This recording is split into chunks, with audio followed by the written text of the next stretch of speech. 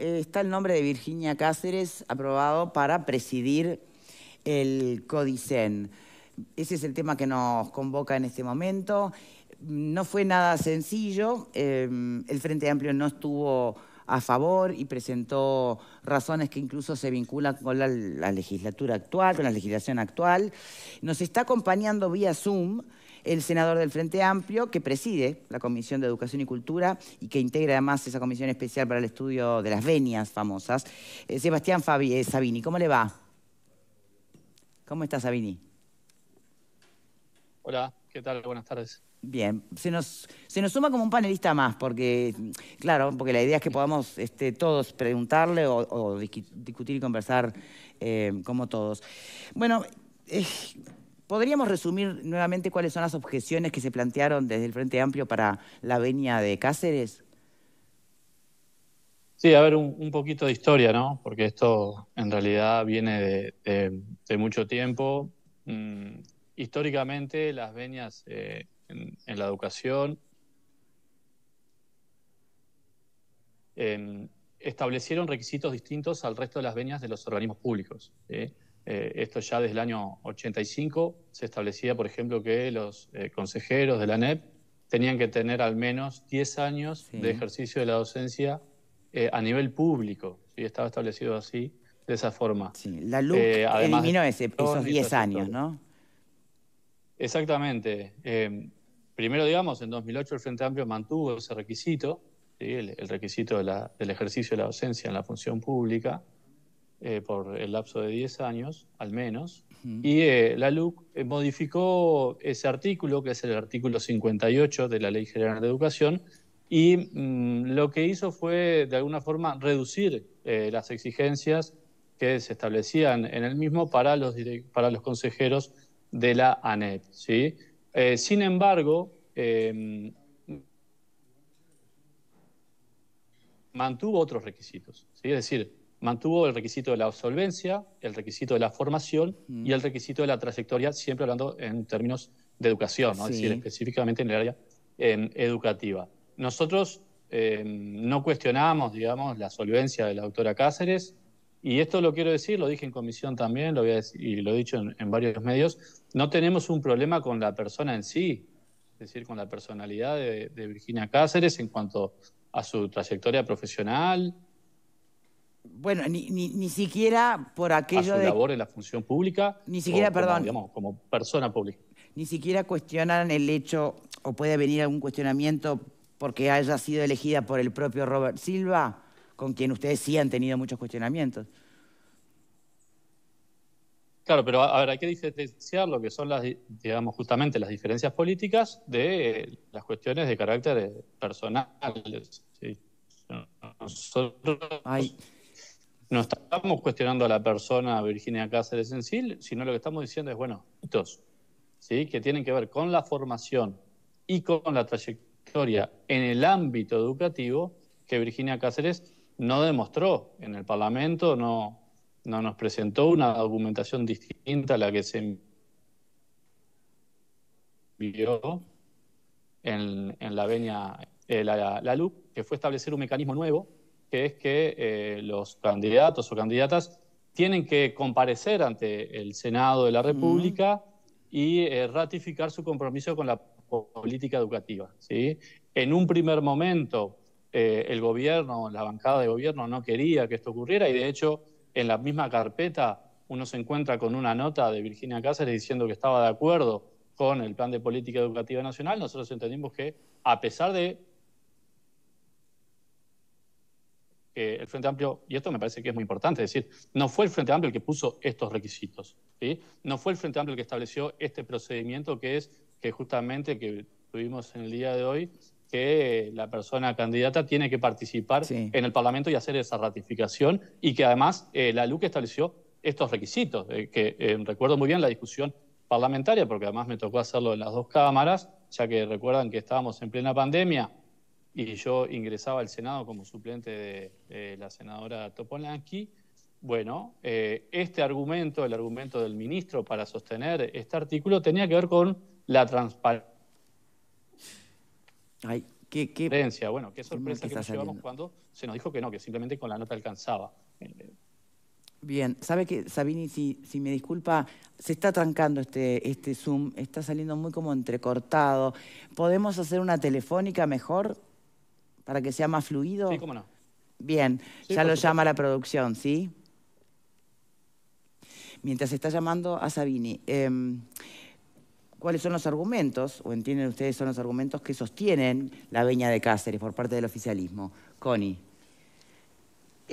Las venias de los directores de los entes autónomos, y la ANEP es uno de ellos, están regulados magníficamente por un artículo 187 de la Constitución que dice y que pone muchas exigencias a los requisitos que deben cumplir los directores de entes autónomos. En el artículo dice que los miembros de los directores serán designados, fíjese lo que dice la Constitución, primero, por el presidente de la República. Segundo, en acuerdo con el Consejo de Ministros. Tercero, previa venia de la Cámara de Senadores a propuesta motivada. Quiere decir que no es cualquiera que se le ocurra, el que esté motivado en las condiciones personales, funcionales y técnicas, y además con una mayoría de votos equivalente a 3/5. Si la venia no fuese otorgada, en 60 días se recibirá la solicitud, puede formular de vuelta, que es la circunstancia en la que estamos. Le están cuestionando...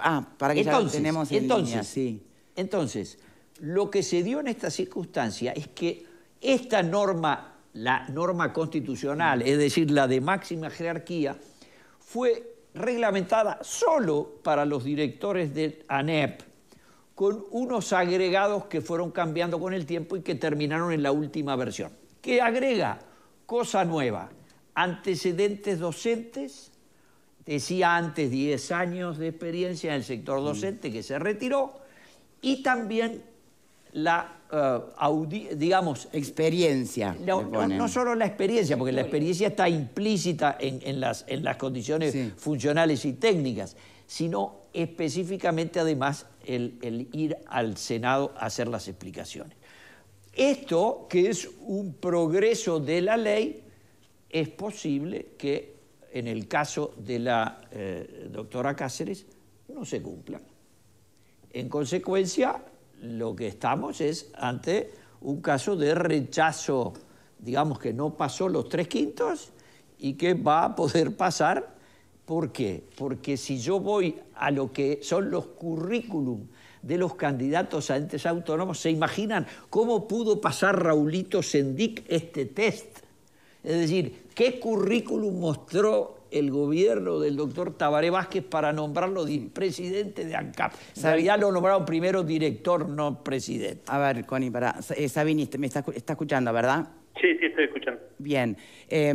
Antes de continuar, permítame que opine Verónica Morelli. Sí, yo aprovecho ya para hacer la consulta, ¿no? Porque este artículo 58 de la Ley de Urgente Consideración habla de trayectoria en el ámbito educativo. No habla de años, eso era la ley anterior. Y méritos acreditados en temas de educación.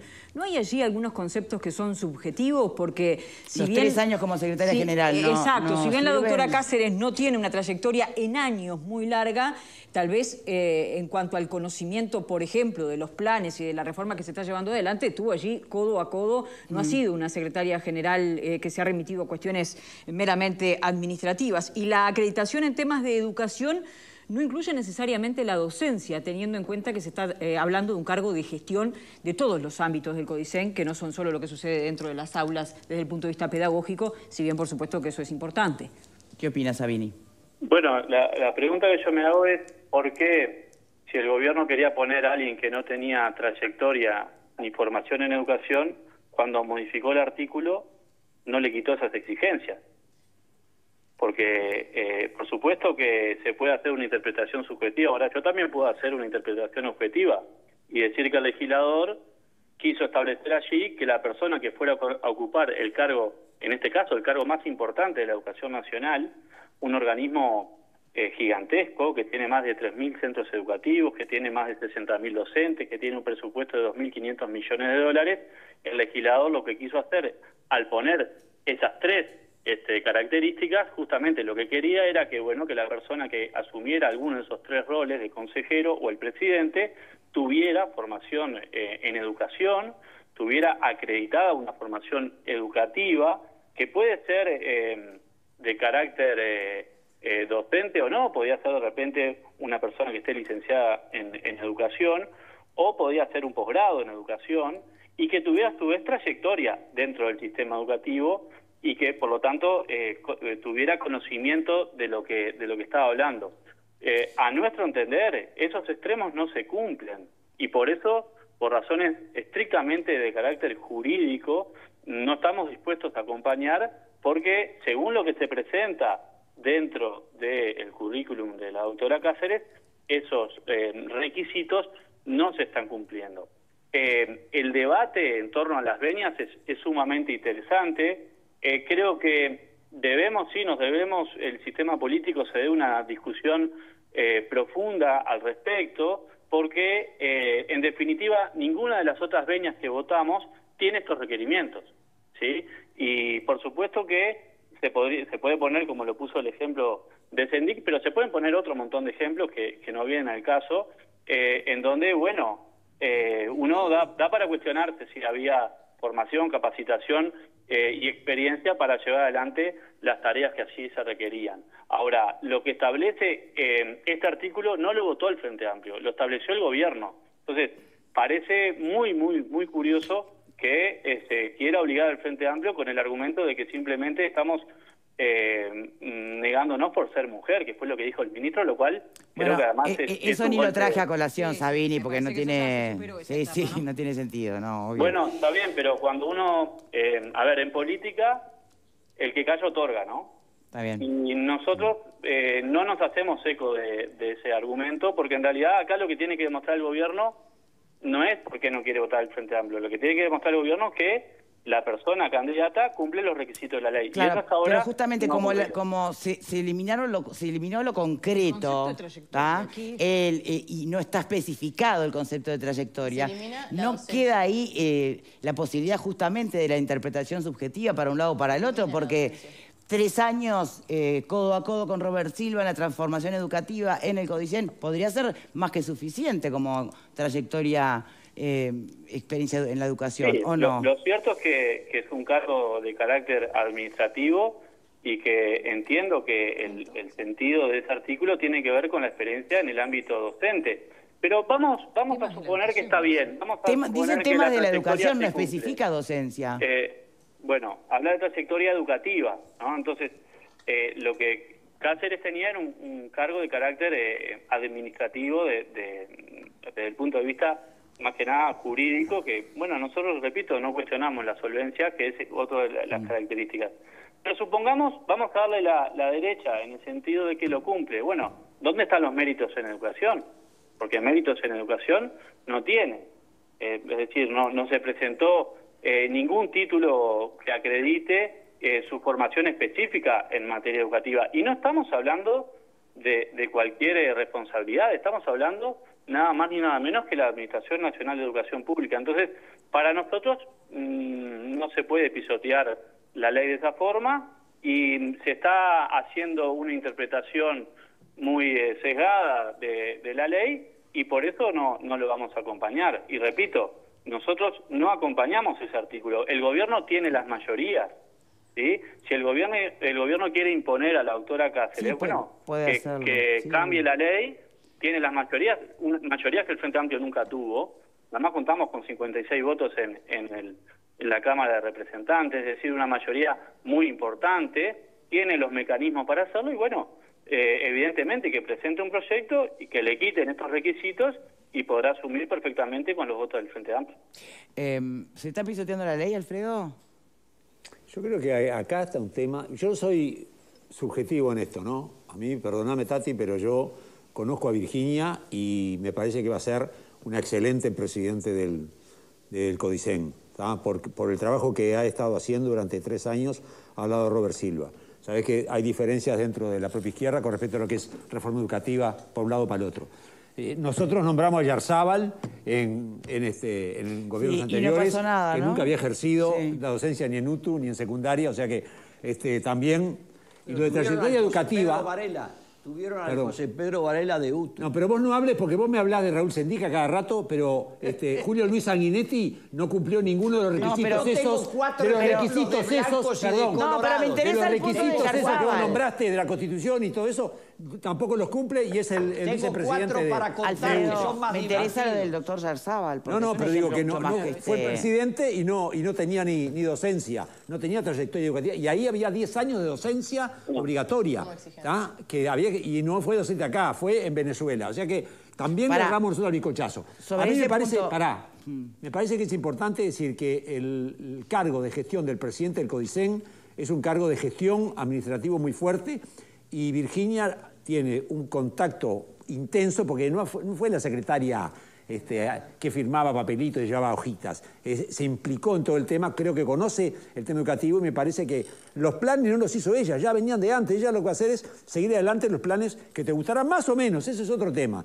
Pero los planes ya estaban hechos, ella lo que va a hacer es llevar la gestión adelante. Y creo que como gestión le sobra capacidad y trayectoria. Así que en esto no estoy de acuerdo con Tati. Bueno, con el senador. Sabini, perdón. Ya sé que... Está bien. A ver, Senador. pero vamos por partes porque son cosas distintas, ¿no? Con respecto a lo de Luis Garzábal, yo quiero recordar, yo en aquel momento estaba dando clase en el Liceo de Progreso, así que estaba bastante alejado del debate político, ¿sí? Pero sin embargo, me gustaba seguir las discusiones. A ver, Luis Garzábal es una autoridad en materia educativa. Una autoridad, hay que ver la trayectoria de Luis Garzábal en la educación. Fue docente en la Universidad de la República, fue el encargado del área de investigación de la universidad, fue representante de UNESCO, de IESAL, que es el organismo que se encarga de la acreditación universitaria. Realmente, bueno, un académico de primer orden en materia educativa. Pero además, supongamos que el argumento de que en aquel momento se equivocó el Senado, pero no se equivocó el Frente Amplio, porque yo fui a las actas a buscar y tuvo 28 votos en 31. Es decir que no solo el Frente Amplio entendió que cumplía los requisitos de la ley, sino que también el Partido Nacional y el Partido Colorado. Pero vamos a darle la derecha también a ese argumento, decir, bueno, antes estuvo mal, ¿y eso habilita que se incumpla ahora? Yo creo que no estuvo mal. Bueno, pero si primó en aquel momento el sentido común... demostró ser un excelente presidente y que el Senado, in totum prácticamente, entendió que cumplía la ley. Bueno, ¿sí? Acá están poniendo cara, senador. Bueno, que pongan las caras que quiera, pero que vayan a las actas. ¿Está bien? Y lo segundo que quiero decir con respecto a Virginia Cáceres es que no estamos cuestionando la capacidad de gestión de Virginia Cáceres, su personalidad, su don de gente. Ahora, lo que decimos es otra cosa. Lo que estamos diciendo es, la ley establece requisitos. ¿Cumple esos requisitos o no los cumple? Y para nosotros es muy claro que no los cumple. Bueno, luego la historia dirá si estábamos en lo correcto o no. Ahora, acá no se nos puede cuestionar a nosotros por cuestionar el nombre, porque nosotros no estamos cuestionando el nombre. Nosotros lo que estamos diciendo es si es legal o es ilegal en función de lo que establece un artículo de la ley que votó el gobierno. Bien, va a hablar Fernanda. El senador acá mencionaba el hecho, bueno, que en aquel momento se entendió que por parte del Senado que se cumplían con los requisitos, que yo creo que acá se está planteando un tema de debate en cuanto a la interpretación de la ley, que usted sabrá, senador, que donde la ley es clara no hay nada para interpretar. En aquella ocasión la ley era clara y sin embargo se interpretó otra cosa. En este sentido, sí puedo compartir que exista algún tipo de debate en el término, bueno, trayectoria y méritos, que quizás sería lo que genera más conflicto a la hora de interpretación. Y acá los mecanismos están dispuestos, tenemos que ir a lo que fue el espíritu del legislador en este caso, a la hora de elaborar bueno, este artículo, que se pretendía. También creo que en parte del debate, ahí uno tiene que ir a lo que fueron las actas del debate en esa sesión, y algo que queda muy claro también es el hecho de que se haya sacado el requisito de los 10 años del ejercicio de la docencia. Por algo no se exige. Por algo se decide quitar justamente del artículo.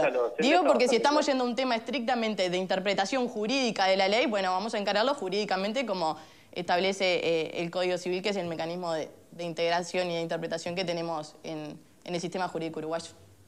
Senador. Sí, está bien. A ver, a mí me parece que el gobierno no le interesa lo que piensan los docentes, está clarísimo.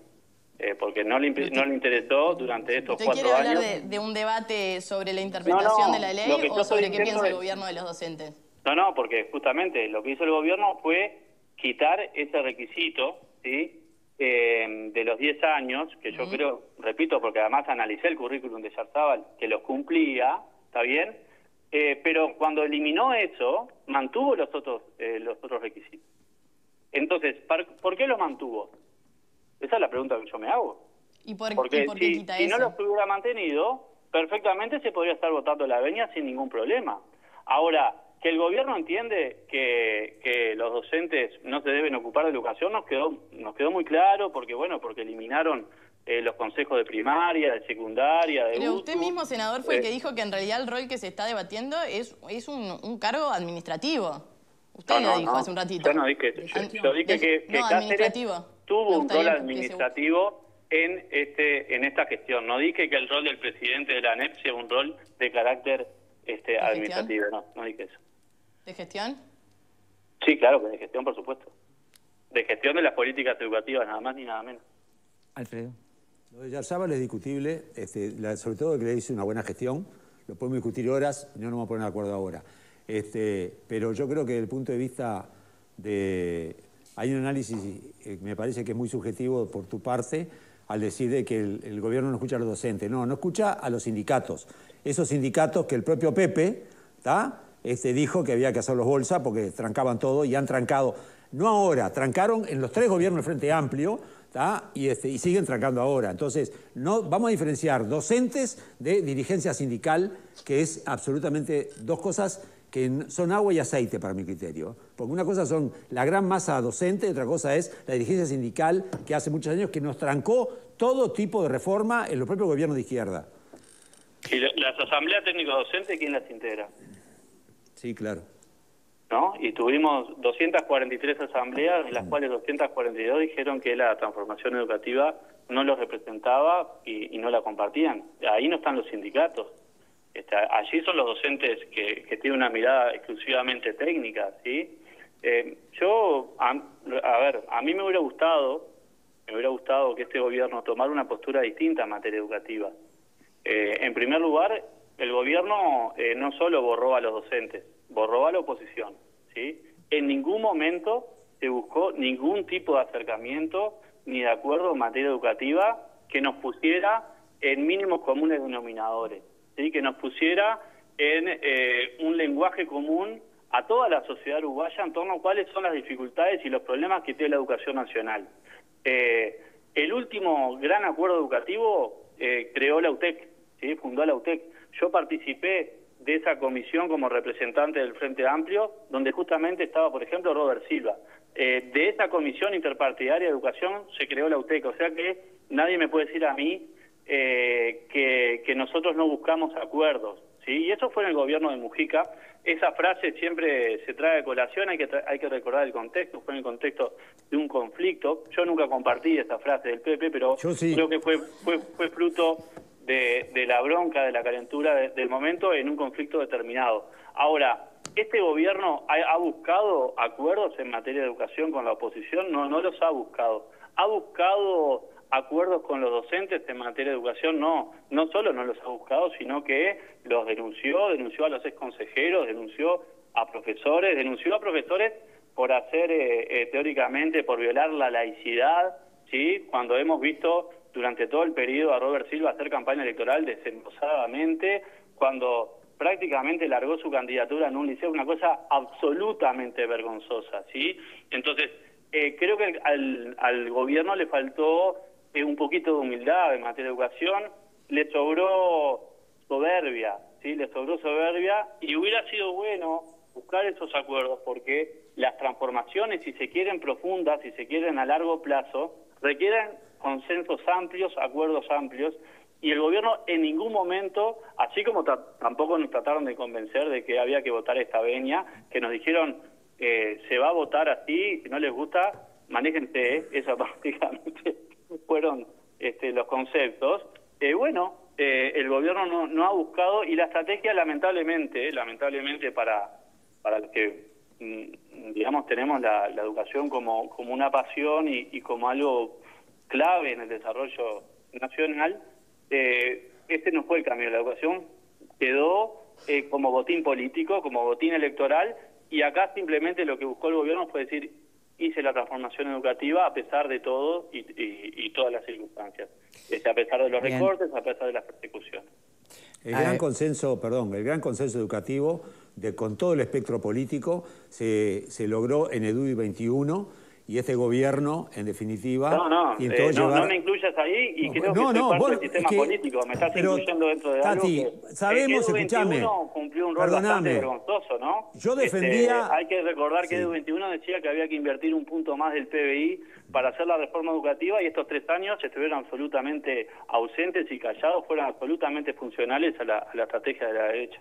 Bueno, sí, vos todavía tenés el tema del síndrome de reforma Rama, cosa que yo no lo tengo. Cuando hoy estamos planteando, yo viví como padre de alumno de la reforma Rama, y te puedo asegurar que apuntaba a un montón de cambios que mucha gente dentro de la izquierda no los quería. Y el EDUI 21 fue un consenso de mucha gente, que vos no estabas en eso, sin lugar a dudas, de gente que sabía educación bastante más que vos y yo, me parece. Bueno, capaz que más que vos, sí. Sí, más que yo seguro, pero más que vos también, porque Fernando Filgueira, entre otros, para mí tiene un conocimiento de educación que vos no lo tenés. Bueno, a ver, ¿podemos seguir, por favor, Vero? Sí, me queda la duda entonces, Sabini, de si siempre tendría que ser docente el presidente o la presidenta del CODICEN. Entonces habría que especificarlo en la ley. Habría que especificarlo y legislar de nuevo, porque eso no es lo que dice la ley. Y me parece que más allá, ya redondeo, más allá de todo lo que usted dice, que pueda tener razón o no, con el vínculo que han tenido el gobierno con los sindicatos, en el Consejo Directivo Central hay 2 representantes de los docentes que tienen voz y que tienen voto.